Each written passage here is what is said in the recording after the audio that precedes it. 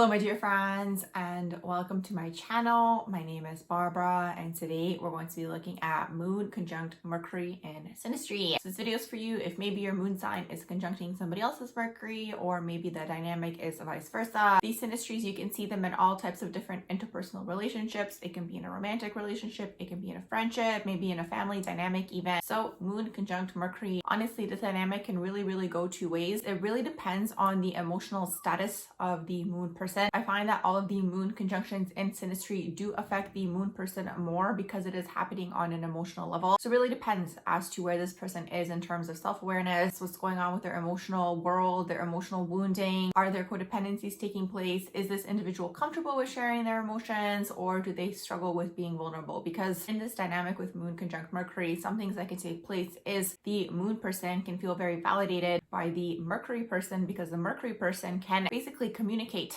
whatever it is the moon person is feeling. Maybe they just say it and then the moon person can feel very much understood in this way. But the thing is, when we look at the moon overall, the moon is the emotional world. It's that flowing energy, okay? That's very much the moon energy. Then we have Mercury. Mercury is very much logic. It is the mind. So when we kind of have this dynamic going on, it can also go in the direction where the moon person might not feel understood by the Mercury person. It really depends on both people and their emotional intelligence level. Let's say the Mercury person is emotionally intelligent. Well, in that situation, the Mercury person can bring these emotions out of the moon person and the moon person can feel understood, and vice versa. The Mercury person can feel understood in the sense where it's like maybe they feel like the moon person can read their mind, or maybe the moon person really validates their ideas and their thoughts and these types of things. But I have seen this conjunction manifest in the sense where it's like there could be a lack of communication in this dynamic. It really once again depends on the status of both of these people. Where are they in terms of the emotional intelligence, the communication, and these types of things? Because in relationships, if you really think about it, one of the most important things is communication and emotional intelligence, being able to communicate your emotions. So in this dynamic, maybe the Mercury person can over intellectualize their emotions, and that could be a setback, let's say for the moon person, where it's like the moon person wants to be connecting maybe on a more so emotional level. Or it can also go in the sense where it's like maybe the Mercury person understands the moon person's emotions and where the moon person is coming from, but maybe there isn't that heart-to-heart dynamic that the moon person is basically seeking. That's what I mean by like the moon person is definitely going to be more affected in all of the moon conjunctions in synastry because it is happening on their emotional level. So these dynamics, if you do have any of these conjunctions, well, the best thing you can possibly do for yourself is to become aware, self-aware, aware of your emotions, aware of maybe even your triggers, because there could be an expectation placed on the Mercury person that the moon person is expecting the Mercury person to understand maybe everything that's going on